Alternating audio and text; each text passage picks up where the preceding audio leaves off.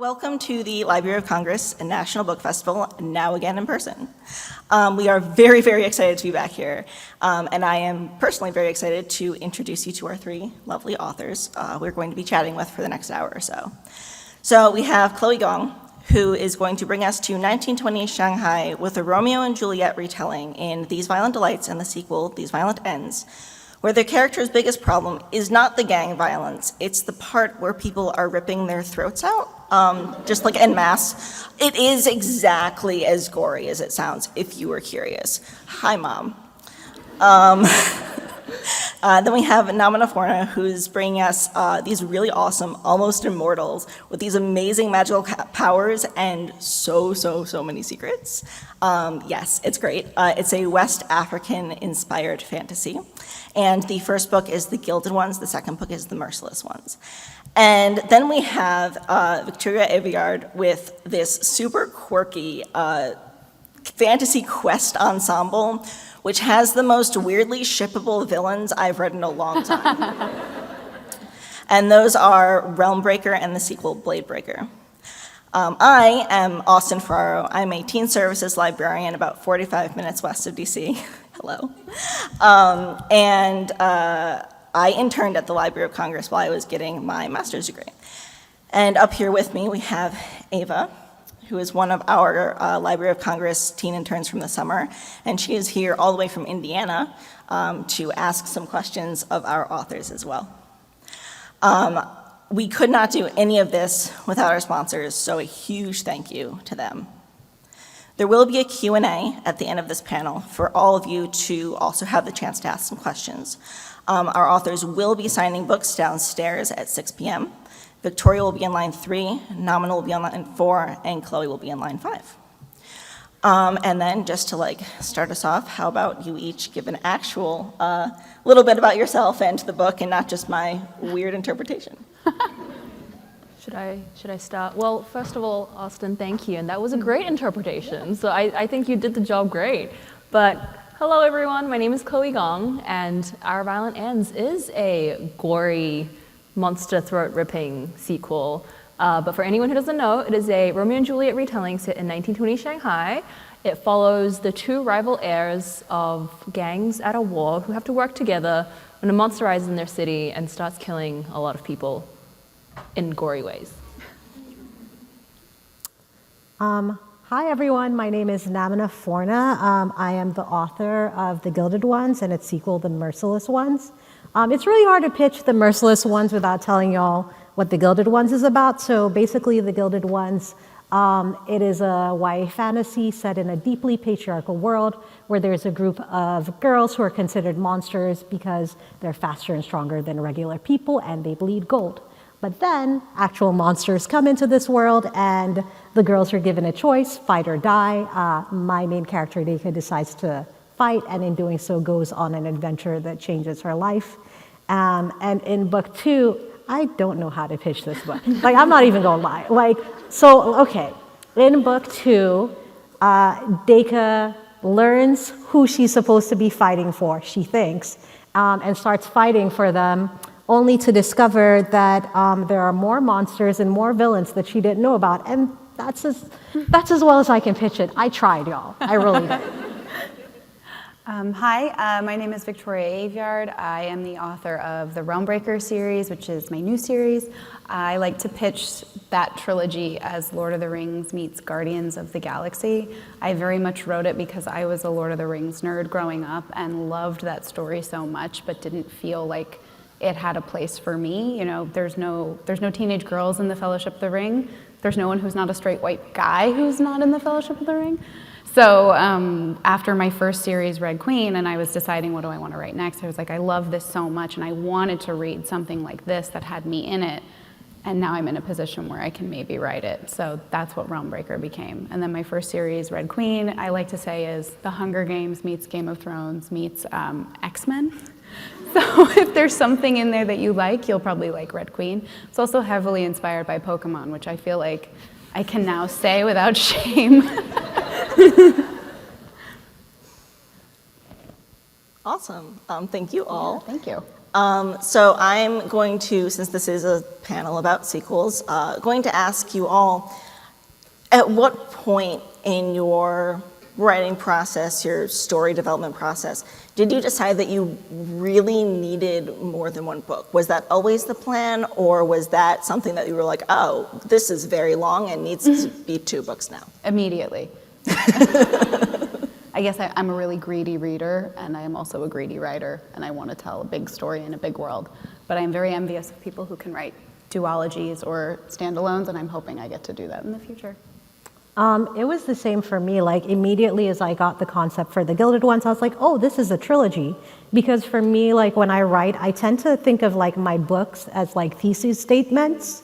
And so like each part of it is like a part of the thesis, and you need to read all 3 to like sort of actually get the point. Like, if you stop at book 1, you sort of didn't. Although I do like to end it sort of on a definitive note at book 1. So like, if you didn't like it, you can stop there. But if you did like it, it's 3 books. I'm cheap. I always end on a cliffhanger. And see, this is why I decided to stop at book 1, because it is people like you. It is people like you. Because then I have to read it all at once, and I can't stop at 1. So like, I was like, oh, that's why I did it that way. It's people like you. Yeah. I hope you know. I mean, big shout out to Chloe for managing to end a duology on a cliffhanger. Yeah, you know, I said 2 books, we're done. And then I said spin-off, so you can buy it anyway. You're so smart. Yeah. I have a bit more of an unconventional answer when it comes to knowing when to get book 2 in, because These Violent Delights was originally just 1 book. And then after we sold it, my editor said, so you rush at least 5 subplots at the end? And I was like, yeah, you're right. And she was like, okay, well, why don't we turn it into a duology? And that gives you room to actually develop the ideas that you've started developing here. Because you know how books are. The first drafts and like the later drafts, like the 5th, 6th drafts, sometimes are kind of getting where it's at, but it's not quite at final product yet. And I think These Violent Delights and Our Violent Ends, the final product was a duology. And it took me time to actually realize it and stumble onto it and realize, oh, what I'm actually doing here is telling a story where the 2 main protagonists have their roles flipped. So in book 1, there's one person lying to another one. And in book 2, you know, what's that saying? The shoes are swapped, the tables are turned? Yes. Yeah, how the turntables, Yeah. right? That's my book 2's thesis statement, how the turntables. So I I'm kind going of to use that from now on. Okay, good. I'm glad to offer that. Yeah, so the sequel for me was kind of like, okay, now the story is really finding itself. But it took a lot of like editing, and it took a lot of discussions like with my editor too. As a follow-up on that question, which book was harder for you guys to write, the sequel or the very first book? That's interesting, because usually the first book, especially if it's your first book, is written in a vacuum, and you don't have a publisher, you don't have readers, you don't have deadlines. It's just, you have no guarantees, but you're writing for yourself for the most part. And so for me, the hardest book I've ever written was the second Red Queen book, because that was the first book I was writing within the infrastructure of being a professional writer. And that's really, really difficult, because you suddenly have voices that are also in your head that aren't your own, which, to be fair, we kind of all have that. But you have readers, you have an editor, you have a deadline, you have a schedule, you have all these other things that are not necessarily conducive to good creative work, but you're trying to get a book out on time. So I really struggled with getting around that balance, and it took several books to realize, okay, there's a whole nother part of this job that you didn't realize existed. So for me, the second one is always the hardest. Well, let me tell y'all, like, when I was writing book 1, I was writing clickbait. I was writing clickbait, and our boss at the time was like, guess what? We're going to lay all of you guys off in a month, and we're going to switch you all to like freelancers, right? So I had a ticking clock of 1 month. And so I'd like told my agent at the time, she's like, how long will it take you to get me this book? I was like, give me 2 months. I wrote that book in a month and a half. Like, literally, I was waking up at like 4 or 5 a.m. writing 10 pages before work, like writing 30 pages on the weekends to get this book done, because I had, poverty, like at the end of the thing. And then came book 2, and all of a sudden I could not write. Like, book 2 was such a struggle Like, I was just like, I don't know how I'm gonna do this. It was awful. And then now I'm writing book 3. Oh. So I guess what I'm trying to say is book 1 is always the best. I'm also in the book 3 problem child club, but I had a miracle book 2. Like that was the easy. Sometimes I describe my books as kids, and when I say that, like book 1 was a really difficult birth, book 2 just slid out of the canal so easily. I hate you. But the reason why that was the case was because since it was originally a duology, I actually had the whole skeleton there already. So I knew exactly how it was going to end. I knew where the climax was. I just had to fill in the dots. And on top of that, I wrote the entirety of book 2 during April of 2020. Whoa. And we all remember that being, you know, the toughest COVID time. But for me, I'm from New Zealand. You can hear it probably. What happened was I was in junior year of college and they kicked all international students out. So I got kicked home, and for those few months, I had nothing to do except stay at home and write because New Zealand had an incredibly like strict, you know, quarantining thing, right? And literally the only thing that was like my saving grace from like the world outside, from the news, from everything was to sit on my couch and just write this book. And it was like my joy every day, which is why it was like my miracle thing that I was creating. That was like pulling me away from like the actual things to worry about, right? But then, you know, once we got to book 3, I was like, I can't write. I don't know how to write anymore. But that turned out fine as well. It was just a tough birth. It's really comforting to know that all of us, every single time we start a book, think, I don't know how to write a book. You wish you had left yourself notes or breadcrumbs. Well, it's because all these books turn out differently. And it's like, why can't you just have the same process? That's for James Patterson and no one else. I literally called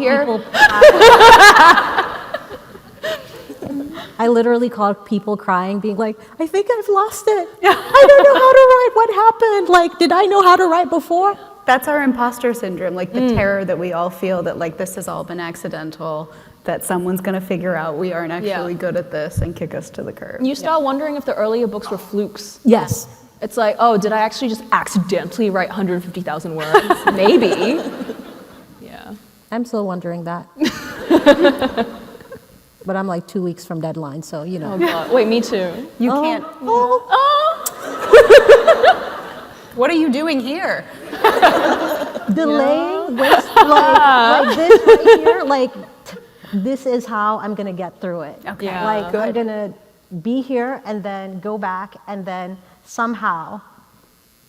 Well, I'm gonna write this book. book. Tips from you guys because I'm on deadline for book 4, which is the I can't help you. No. Damn it. Don't take my energy, witch.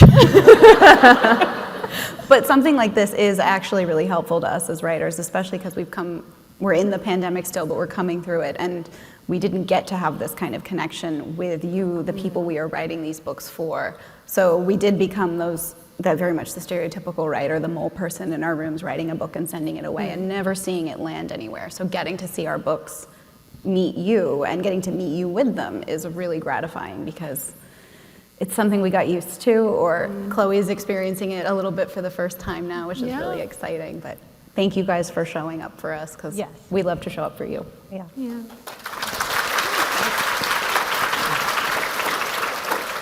Like literally every time somebody says, I read your book and I liked it, first I want to like fall over, but then I'm like, wait a second, that means I probably should work on this book instead of watching anime. Maybe.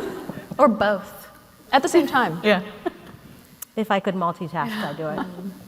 So I'm a very character-driven reader because, I mean, like I can't watch paint dry, right? But I really like connecting with characters. I really like seeing characters and going, you are evil, and I dig it. And all of you have characters with just tremendous amounts of growth, specifically from the beginning of book 1 and the end of book 2. And sometimes that's a little backsliding, and sometimes that's more forward steps. But could you take us through the process a little bit of how you sort of pace that growth out so it's not like we open book 2 and, oh, is this the same character? I think the key is while you're thinking of every novel as a single story contained in itself, I always think of a series as its own contained story. And especially with Realmbreaker, because it's a trilogy, I can really easily break it down into book 1 is Act 1, book 2 is Act 2, book 3 is Act 3, and then there are acts within each of those. So it feels like a continuous journey. So yeah, you do get the readers who don't get any closure at the end of book 1, maybe a little bit, but then they go into book 2. I'm always a little shocked when someone's like, well, can I pick it up with book 2? And I'm like, no, you cannot do that. Why would you want to? But yeah, I think for me, I have to write chronologically. I have to grow with the characters and know where they're going. There are people who can write completely out of order, and that blows my mind. That's some sort of alchemy I do not understand, because I have to track the path with them. And I think that's what makes them feel as natural as possible. And you give them, you know, flaws and beliefs and mistakes. That always helps connect a reader to a character. I love it when the characters kind of torture each other, like within the book. I like to think of it not specifically as what can I, you know, make the character like grow and develop, like not what can I do, what can they do to each other? And the more I think about it that way, the more things kind of intertwine more, and it becomes more natural, where you're seeing different aspects of a character because they're different people interacting with like different characters.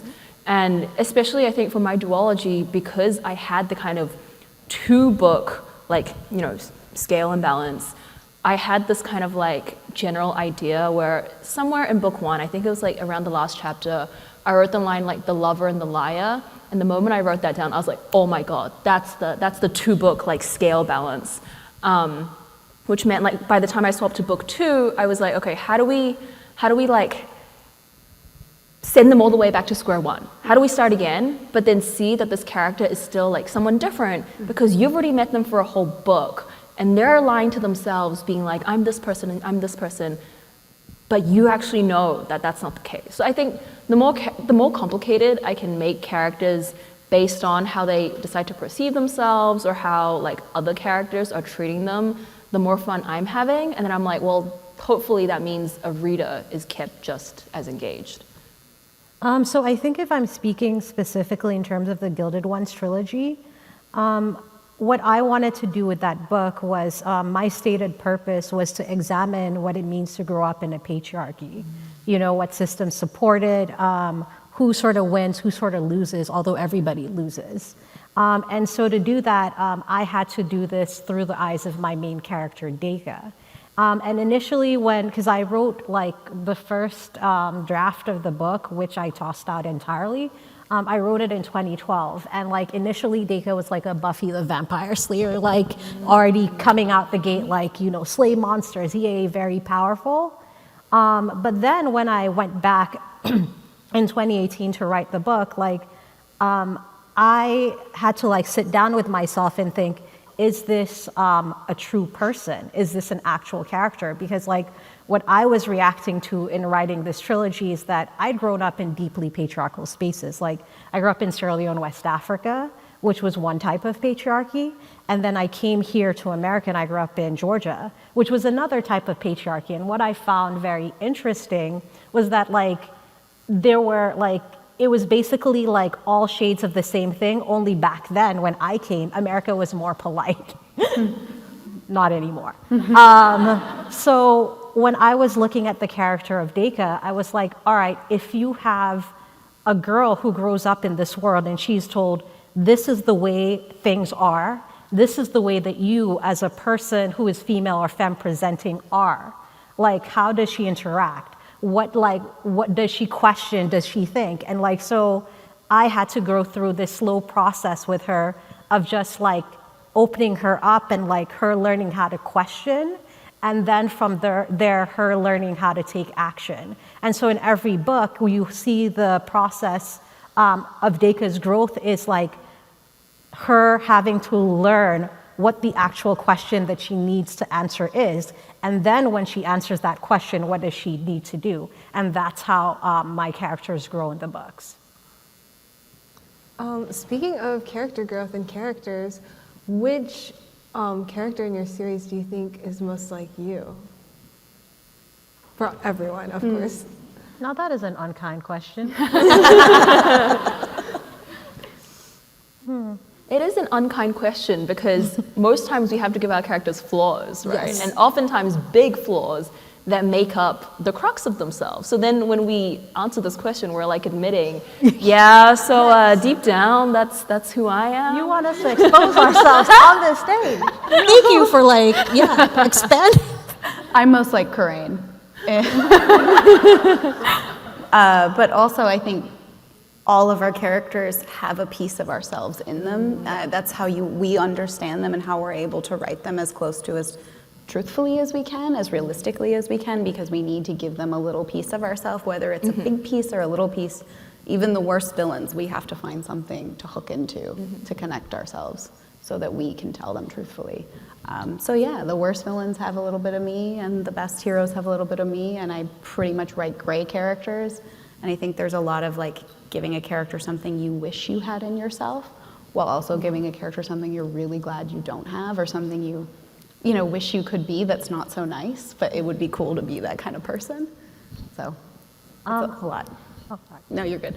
I think for me, I most relate to three characters. The three, to me, main characters is Deka, Britta, and Belcalis, right? So with Deka, I relate to her in that, when I was growing up, I had all these questions that every time I asked, people would shut me down. Why must you always cause problems? Why must you ask all these questions about what it means to be a girl? Stop asking questions.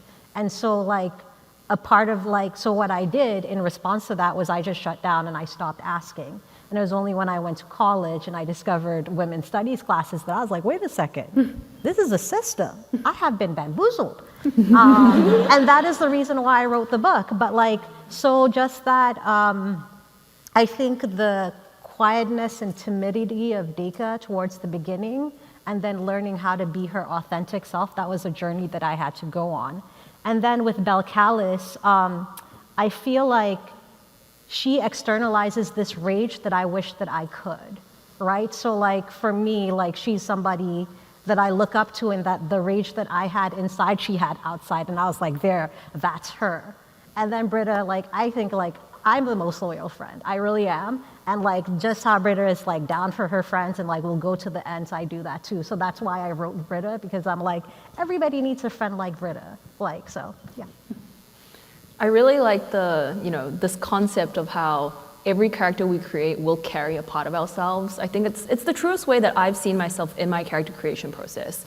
It's always that I'll kind of take a archetype I'm kind of trying to drift near for the purpose of the story. If the story is about someone kind of growing out from their past, what kind of grumpiness, iciness do they need? And then I kind of put a part of myself in it so that I know, as I'm creating this person, oh, this is going to be a real person because there's a part of me in that. How can that not be real, right? So, for characters like Juliet, a lot of her is, she's who I want to be, she'll just say things because she has that power to say it. And I think in ordinary life, most of us are not gonna go upsetting people that often. But then she'll have, certain parts of my dry humor that I'm kind of just I'm putting that in there because as you read these lines, I hope readers are being oh, haha, I can imagine a real person saying that. But then for other characters, Benedict just being anxious all the time, that's just me. I'm just putting myself on there. Or just, I guess, character monologues, observations. They have chunks of who I am. But it's so hard to just point to one and be there's me. Yeah. So I like the bringing up of the concept of anger. So there is a point in The Gilded Ones where there's a character who says, anger is what alerts us to what needs to change. And I think that all three of you have written some very angry, very ambitious, occasionally very stabby heroines into your books. And I wanted to know what it was like writing such powerfully motivated characters that really just leap off the page and are just very there. First of all, thank you. I really wanted to write a stabby, powerful heroine. I think not only because it's just something I really love reading, but also because I wanted that kind of character existing out there, right? Because I had grown up reading YA so often, I just loved these stabby heroines, and then I wanted that exactly for my book, just a Chinese girl. Because so often, like in media, we're casting like Asians as just like either quiet or like dragon lady, right? And I'm like, I want this mixture that feels true to life. So I created Juliet to kind of have that like ambition and that like badassery, but as a, you know, three-dimensional person. But then it's also hard because in writing historical, I'm so aware the whole time that I'm doing like historical fantasy, I'm doing speculative, but this was a real time and these people were suffering like real pain throughout history of like having, you know, imperial powers and having to negotiate that and reconcile with your level of privilege in a system that's kind of constantly being like, we're gonna take this and you can't really do anything about it unless you wanna like walk away from this whole thing. So it's one of those things where I wanna tell my story of itself, but I'm also trying to stay as true to the kind of like energy and mentality of the people who were existing back then and adding my own like culture and what I've heard out of the stories my family has told me, putting that all together. Let's see, I think that for me, I was inspired very much growing up by Buffy the Vampire Slayer. I loved that. And so like I wanted to create heroines that were like that. And the other thing I was tangentially inspired by was 300, because like when it first came out, it was like all these like dudes with swords or whatever. I watched it recently and that movie is wow. Yes, but I wanted to see like the feeling that I felt in the theaters initially, not knowing any better. Like now when I watch it, I feel a different thing. But like initially, I wanted to have that feeling with girls because I'd never seen that on the screen before. I'd never seen that on the screen. I'd never really seen it in a book. So I was like, I want to have that girl power.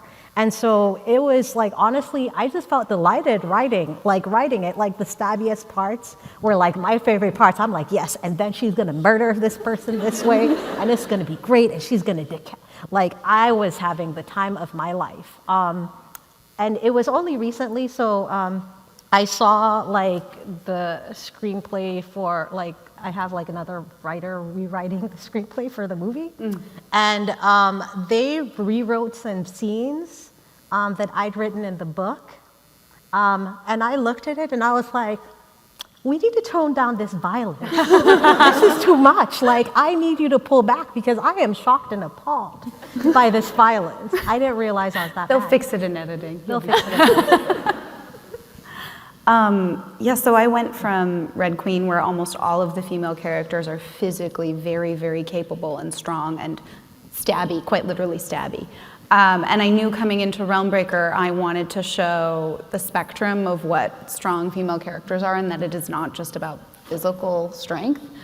So I have characters who are not stabby, who learn to be stabby, and who are stabby from the get-go.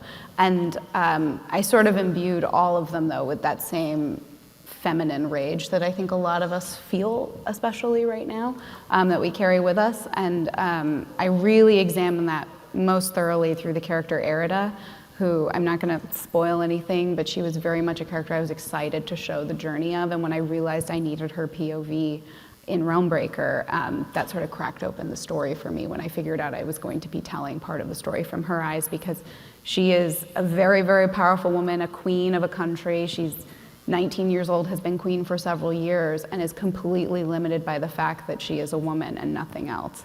And so she has all of this power, but also is so neutered by her own gender and held back by it, and has all of this anger and rage. And I knew I wanted to track the way that's going to change her and the things she's going to do, with the audience following every step and knowing that the audience is going to be like, that's wrong, but like, also I get it, and I want you to do that, but you're the bad guy, but you're not really, but you kind of are.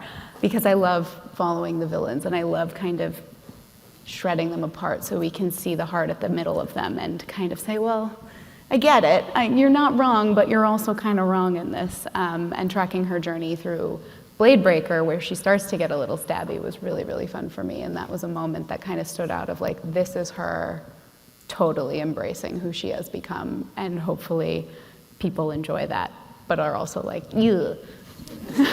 I was very excited to see more of her POV in Bladebreaker. That made me very happy. Thank you.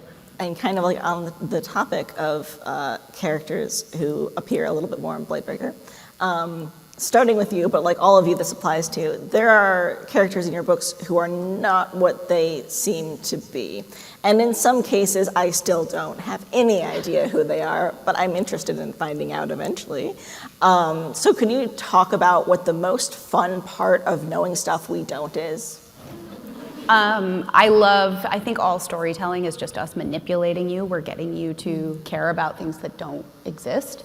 And that is completely manipulation. So that's very much my favorite part, is manipulating the audience, fainting left, fainting right, knowing you're going to hate this person and I'm going to make you love them by the end of the series, or you're going to be totally on this person's side, and then by 90% through the book, I'm going to twist, and then you're going to figure out they've been the bad guy this whole time.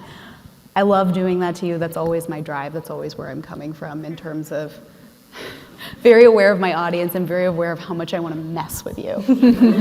And I think it's because other authors have messed with me, so that's just me passing on the pain of that. And hopefully you pass that pain on to somebody else. No, that's exactly it. Yeah. I remember exactly where I read the Maven chapter. I remember what I was doing that day. Yeah, so I love plot twists, and I think I love plot twists because of that rush that I get when I'm reading another book and I'm like, oh my God, how did I not see this coming? But also, why does that make so much sense? Yeah. I think when I'm trying to write like my character reveals or my character things aren't what they seem, I want that gasp moment, but I also want it to make sense. So at least with these Valentinites and Our Valiant Ends, there are some big plot twists that I don't think they're as shocking. They're like plot twists in the sense that like, oh, okay, well, all right, that makes sense. In the spinoff, there is a plot twist involving a character being someone that you don't expect them to be, as the question indicated to. And I'm really excited for people to read that. It's kind of related to this panel still, because the spinoff is still a sequel. So I'm excited for that. I'm keeping vague because I don't want to spoil it. That defeats the whole plot twist. So I love morally gray characters. I tend to think that nobody's just one way or the other. Everybody has like shades of, gray. But for me, the most fascinating characters are the ones that you actively fear, right? Like, and you think like this person is just like really, really messed up. And then you start to like examine their psychology and see why they are the way they are. And that for me is what actually delivers the best plot twist, right? Because you come in thinking that this person is this way and you hate them because they're this way. But then you learn their circumstances, which then like sort of comes at you sideways. I'm not sure what the saying is. I lost the saying. You got it. I got it? You got it. Got it. Okay. It comes at you sideways, and then all of a sudden you've seen this person in a different light. But not only that, you're viewing the story in a different light. And that for me is like my favorite thing to do. Like one of my favorite characters in the Gilded Ones is White Hands, because until you finish the end of the trilogy, you really don't have an understanding of who this person actually is. And that is what makes it so fascinating. That may or may not be the character who spawned that question. So I think you've all talked a little bit about this, but just to like kind of dig into it a little bit deeper, you all have very different settings for one reason or another. And those were obviously a very conscious choice for your stories. What were you able to do in those settings that you don't think you would have been able to do in a different setting? So I grew up in Sierra Leone, West Africa, and my dad was like an amateur historian. He'd always tell me like all these stories about like the walls of Benin. He'd be like, Namina, the walls of Benin were once, they could circle the island of Great Britain 16 times. They were once 4 times the Great Wall of China. Like he would go on and on about this, or like, he'd go on and on about like just all these ancient African kingdoms. And like at the time, like my grandmother like also used to tell me like a lot of stories. So like I, being a kid, thought I thought that he was also just telling stories. I'm like, oh, papa, you know, like you're telling me tall tales, blah, blah, blah. Come to America, go to Spelman College, which is an HBCU, and I do a class called African Diaspora in the World, which one of the things that it does is you have to learn the history of the African diaspora, and you have to learn about pre-colonial African civilizations. And I start reading these books, and what should I encounter but the walls of Benin, which were indeed once 4 times the Great Wall of China, which were the largest earthworks in the pre-mechanical age, like everything that my dad had said. But I had never really known, and even when he told me, I hadn't believed, even though I grew up in West Africa. I am of Nigerian descent, you know, and I didn't like know any of this stuff, because that is all history that has been rewritten and overwritten, so that like every time you think about ancient Africa or pre-colonial Africa, you're like, oh, they were all naked and like living in huts, which was not the case, right? And so for me, when I thought of the Gilded Ones, I immediately knew that I wanted to place the story in a fantastical African world. I wanted to elevate it like the same, like I wanted to feel about ancient Africa the same way I felt like, you know, those shivers you get like when you read a fantasy story and it's like, oh my, I wanted that, but I wanted it to be in ancient Africa because I had literally never seen it. And even though my father had told me and I'd read it in 80, like I had never seen it. And you cannot imagine what it is like to come from a place, I mean, well, I'm sure like a lot of you can, what it is to come from a place where people tell you that like you are less than, like the stuff that was in your history is not there.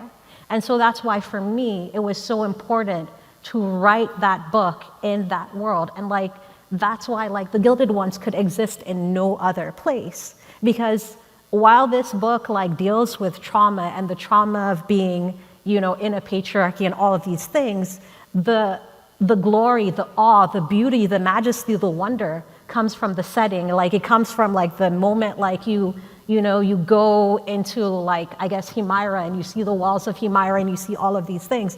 That for me is like the moment that like excites me. Like it's the moment like, you know, when you're watching Thor and you see Asgard for the first time.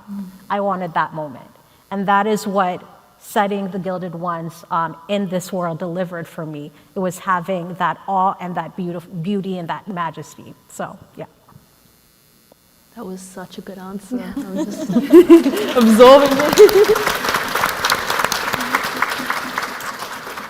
Okay, do I have to follow it up? Okay. Would you like me to? You can go first. So for Realmbreaker, I approached it with carrying that with me of Lord of the Rings, loved it, didn't see a place for me in it. And also, I think we've all sort of been pushing back, and thankfully fantasy has expanded so much in the last few years, but we're seeing it now with the Lord of the Rings show coming out, where there are people who are so hostile to the idea of anyone who is not white and not straight existing in a classical, traditional fantasy world.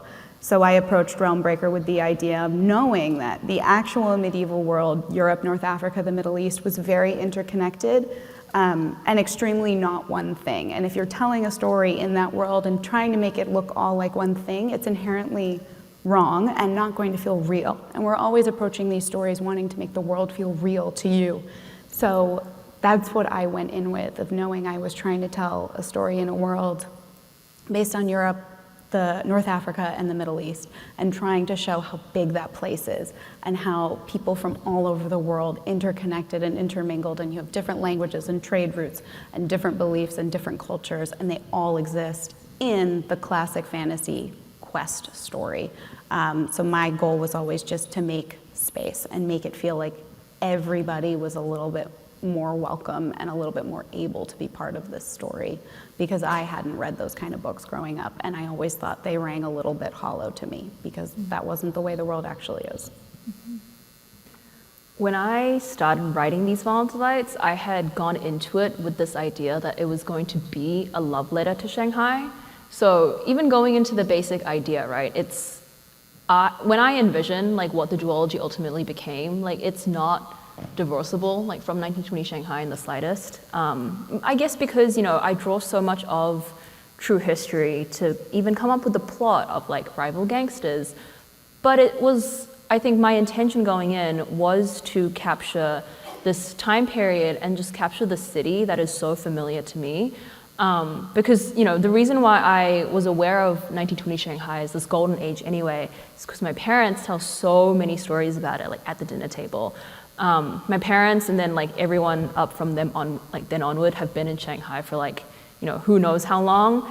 And the way that I always explain it is that people from Shanghai they feel the same way about Shanghai as people from New York feel about being from New York. It's that quality. You know exactly what I'm talking about, right? And I think the way that they show me the city is so unique, even within just Chinese culture itself, because Chinese culture is huge, right? If you're from the north and from the south, it's already different. And then if you're from specific cities, it's really different. So they have like this whole history of Shanghai behind them. And I went into it being like, I already feel kind of like at a distance from it because of being like second generation immigrant, right? Like I grew up in New Zealand and I just didn't see enough of it. And yet they had so much pride about it that I wanted to kind of capture this feeling of loving a city and still feeling as if you have been removed from it and can't quite grasp at it. So much of like Juliet's kind of feelings about how can I love the city and fight for it and yet still feel like an outsider is supposed to be this like second generation immigrant mirror. Even though technically she went outside for education, it's not identical, but I had written it wanting it to resonate with other like second generation diaspora, right?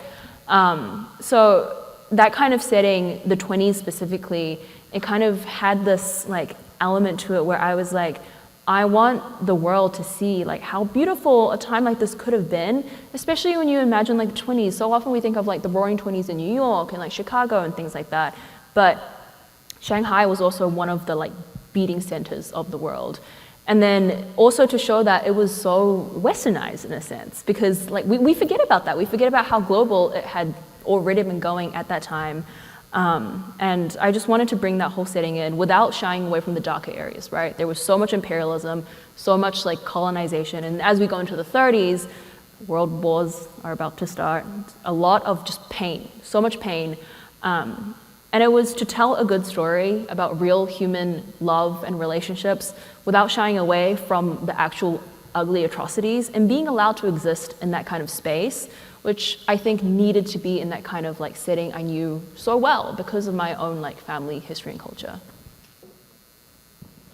So as a follow-up question to the setting, I think this is something I've struggled with personally, and a lot of aspiring writers have probably struggled with at some point in their lives. How do you avoid telling instead of showing the reader your fantasy worlds in your novels? Sometimes you do just have to tell, and that's okay. I find it's best to just figure out exactly what the audience needs to know and tell them that and nothing else, because you don't want to overwhelm them. I definitely overwhelmed readers in the first chapter of Realmbreaker, and I know that, and I chose to do that because I loved it. So it's definitely a push-pull of like what I, the author, want to do, because if I want to write about a tree for a page, my editor will get rid of it later. It's fine. But yeah, it's about giving the audience exactly what they need and nothing else in that moment, and finding those little world-building pieces that it could be a single word, but it explains so much more about the world, like the way that they curse. Curse words are very indicative of world building. What do they swear on? What are their oaths like? What is their music like? Those little pieces will inform so much more and do so much heavy lifting for you without you having to do 3 paragraphs to explain. I guess relatedly, it's also about intentionality sometimes. So it's like deciding like, okay, well, what I'm actually trying to do here is just to tell you that you need to know this, this, and this, and this. And if I've gone into it like wanting a reader to just absorb it as quickly as possible, like that's okay. You know, I think so often we get paralyzed by writing rules because you think, okay, well, show, don't tell is the ultimate like thing you need to hold up to become a good writer, right? But then sometimes you can go around the rules if you've identified what it is that it's trying to achieve. It's trying to make sure that the reader is getting your world, that you're like actually capturing them into this like little thing you've created. But as long as you think you're achieving that in a different way, like don't be afraid to just tell it and build the world that way. I used to be like the worst, most verbose writer, like descriptive writer ever. And then I went to film school. And one of the things that film school forces you to do, and screenwriting forces you to do, is that it forces you to deliver in like maybe 3 sentences max exactly what it is that you're seeing, right? And that takes like a particular type of practice. And so like for me, what I do is like when I look at a sentence, I'm like, exactly what is it that I'm seeing? I have 3 sentences to do that max, right? And that was just an exercise that I did initially to force myself to be concise, to be like, okay, those 3 sentences of description, and then if I need to do more description, what I'll do is I'll thread it in like the rest of the action sentences. And I'm not suggesting this for like your entire writing career, but I am saying that like, if you know that you are like, your descriptions are like this long, this is like just an exercise that forces you to be concise. And then from there you can see how you can weave through the rest of the stuff. So, yeah. I'm realizing I think that's why I gravitate towards YA, and probably you as well, is because screenwriting is so immediate and so fast-paced, and that's what YA is, and that's why we like it, because the stories are so immediate and so page-turning that it's a natural thing. So take a screenwriting class if you're an aspiring writer. Yes, read Save the Cat. Ava, do you have like one last quick question, or should we turn it over to the audience? I think, I don't think I have any more. Okay. Yeah. So if you guys want to come up to the microphone, we have time for a couple of questions. You are ready. And if you can just tell us your name and then ask one question. Hi, I'm Emma. I wanted to ask you, you touched on it a little bit. I think I've been reading YA for most of my life. But I think a shift in the last few years, what makes you all love writing morally gray characters? Because I feel like maybe in the last like 5 years, that's like a selling point. They'll be like morally gray, dark-haired, love interest, and that. But what makes you love writing that type of character? I'll go first. Yeah. So I grew up in Sierra Leone, West Africa during the Civil War, well, at the beginning of it. And what I found fascinating was that people that I had known all my life, people who seemed like very nice people, at the drop of a hat became very monstrous people. And when I was young, I very quickly discovered that like everybody has a dark side. It is a part of human nature. And so I've always been drawn to like looking at what do people do when they are under duress, because I understand like this darkness, it is a part of us. And that's why I'm always drawn to the morally gray, because I think it's very easy to point and say this person is evil and this person is good, but it really doesn't work out that way. Yeah, and to what Namina said earlier, that's what real people are, and especially we are writing these fantastical worlds and these incredible situations that are kind of unbelievable, so the most we can do to make you believe it is to have the believable characters and the believable people in it. So you have some sort of touchstone to keep you grounded. So yeah, morally gray characters, because that's what real people are. Yeah, exactly echoing these nuances because they're so good. But I also think it, you know, as you said, it seems to be a recent thing, right? Like we're seeing all these descriptions of like morally gray characters, morally gray love interests a lot of the times too. And I almost wonder if it is that they've always existed, but I think recently we've liked marketing it that way or introducing them that way because people are realizing that a wholly good character or a wholly heroic character isn't one, as interesting, or two, as realistic, right? Because I think a few years ago, it's like, yes, I believe in goodness and heroism. And then recently we're like, well, the world is kind of burning. So it's like, it just feels more realistic and it feels like something that draws people's attention faster. And good characters are hard to write.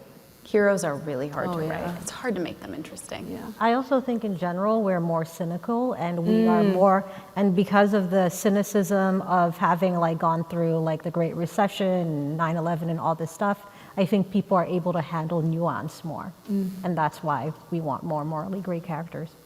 Thank you. Thanks. Hi, my name's Rachel. There's been a big movement, I think, especially in the last couple of years, especially with the introduction of social media, but TikTok and Book Talk, and I know all of you are on there, I follow you. I'd love to hear kind of your thoughts on kind of how you're seeing a shift in either the publishing industry or even how you're approaching your writing and how you're writing these sequels. Oh God, that's a whole Chloe. panel on its own. It truly is. I think it's very interesting to look at Book Talk and its relationship with the industry because it's so recent, right? Like as someone who got onto Book Talk in midway through 2020, I think I was the only author there, and Sarah Rush was on there, and that was it. And then we got to that New York Times article about how Book Talk is moving sales, and suddenly, like, you know, it was just like a gold rush. Like it was like everyone's like, yeah, I'm gonna use this, and it's become one of those things where it has become an integral part of publishing, and we have all these conversations about like, what does this mean for the books that we're writing? What does this mean for like the books that are publishing? And a lot of times, at least from my experience, you guys could disagree if you think so, but I don't think it affects traditional publishing as much. Because traditional publishing is so slow. It takes like 2 years in the pipeline. By the time you've actually written something for the express purposes of like, you know, hey TikTok, you should read this because of that, it is gone. It is old, right? And then a lot of times, I think people fling that around as an insult. They're like, oh, you're just trying to appeal to TikTok. In the same way that I think for a long time, people use YA as an insult. Like, oh, you're just writing for teenagers. I feel a lot of similarities in that. And there's so much recent talk about like, oh, well, TikTok and its focus on tropes is ruining the industry. And I don't know, it's so complicated because tropes have always been around, tropes are fun to use. Obviously, like the extreme commercialization of TikTok is very bad, but I don't think as many, especially traditionally published authors, are being affected in it in the way that like the outcry is portraying. But again, I would need 40 more minutes to keep going, but I think that's the gist of what I'm seeing. I think the biggest change on the traditional publishing side has been the obligation or the expectation that publishers may have for authors to maintain a TikTok situation, and that has existed since, I'm gonna date myself here, my first book published in 2015, and there was a lot of conversation about being good on Twitter, and then it was being good on Instagram, and now it's being good on TikTok. And ever since social media and the platforms have sort of arisen, there's always been a pressure from publishers for authors to be on social media, to maintain a platform, and to kind of do a little bit extra work that we don't necessarily think we should be doing, have the time to do, or we're not good at because we're not social media managers or we're not, you know, PR people. So I understand the frustration of a lot of authors feeling like they have to be there. My advice would be there if you want to be there if you genuinely like it. If you don't like it, you're not gonna make content that people want. You're not gonna make content that like does what you want it to do, and it's just gonna be a waste of your time anyways. So it's a little bit of a self-fulfilling prophecy. If you don't wanna be there, don't be there. But I understand that publishers are putting pressure on authors to have a presence. I think that they both covered it. I'm a supreme introvert, so like, Yeah. I literally post and ghost. Yes. So y'all got this. I do agree that I don't think anyone's like, rush this book out in 3 months because of this TikTok trending sound. That's not happening. And that sort of assumption has been around for a long time of like, oh, vampires are hot now. Yeah. Write your vampire book. No, your book's not gonna get published for 2 years. It's not gonna happen. So it's too slow to catch up that way. But then marketing a book that already exists, yeah, you're gonna wanna market it to TikTok and do it in a way that's gonna catch a TikTok eye. That's just good business. That's just realistically how the business works. And unfortunately, the margins in publishing are razor thin. So anything anybody can do to keep the publishers afloat and keep the bookstores open, I'm not gonna be too mad at it. Thank you. Yeah. Hi, my name is Nicole. Hi. I was just wondering if any of you guys like had a certain moment where you realized that you wanted to be an author, or if like there was a moment where you kind of thought about going a different path. Oh, I'll go. So I did not actually realize that being an author was a career. Like I had this idea that authors were like these nebulously rich people who like lived in cottages on the seaside and like, you know, they had like billowing white curtains and like they wore flowing dresses. I Like, want that to be me. Like literally this was what I thought it was. And then Harry Potter came out and I realized, wait a second, this woman is doing a job. And that was the moment when I realized that it was possible to actually have a career as an author. And I'd always been the type of person to tell stories in my head. So I was like, wait a second, if this person is making a lot of money on books, I don't know if I can make that money, but I think I have what it takes to be a writer. And that was the moment that I knew was possible. So. I'd always written fan fiction growing up, and that was my writing outlet. Thank you. You will never find it. And that was my outlet because I also thought, you know, this isn't a career. This isn't something you can pursue. There's no like, it's not like medical school. It's not like you do this, you do this, you do this, and now you're a doctor. That's not how it works. So I didn't really think it was something I could do. It was something I just knew I had to do in my free time until I realized people went to college to study film. And I was like, wow, I love movies, I love cinema, I love TV. I also didn't know that you could go to film school. I learned this. I learned you could go to film school because I was a dorky teenager and I was home on a Friday night and I watched the AFI Lifetime Achievement Award presentation for George Lucas. And they had a whole spiel about the film school that he went to. And I was like, wait, you can do that? And then I went to that film school. So do you know, like literally, I'm African, so it's like lawyer, doctor, engineer. Those are your choices. We already had a doctor and I'm squeamish, right? So it was lawyer and I didn't have the math for engineering. So it was law school. So like I literally got into law school and every time I thought about it, I would have a panic attack and want to vomit. So I applied to film school on the sly, got in, and like literally as I was leaving, told my family, and by the way, I'm going to film school, bye. I only got into my film schools. I was like, have to go.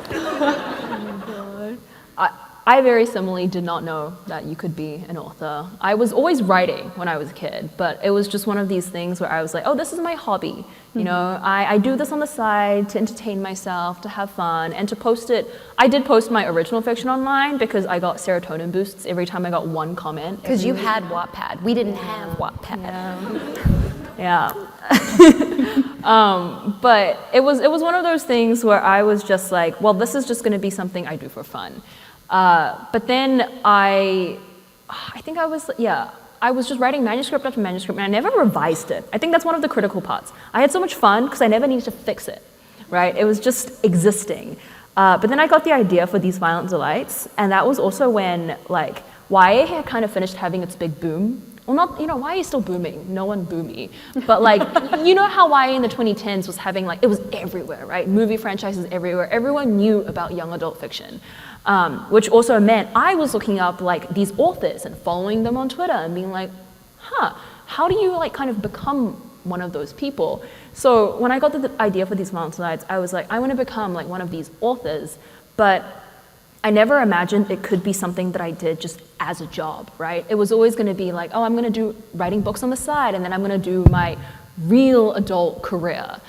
However, I graduated during COVID, and no one wanted to hire non-Americans. So, I kind of accidentally stumbled into actually being an author with a capital A in the sense that like that's all I do.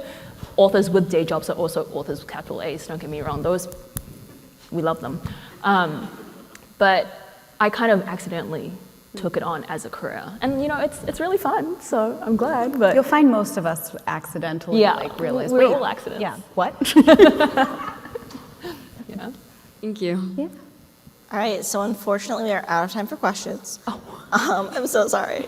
But they will be signing downstairs if you have a quick question then and want your book signed. So thank you all very, very much. This has been great.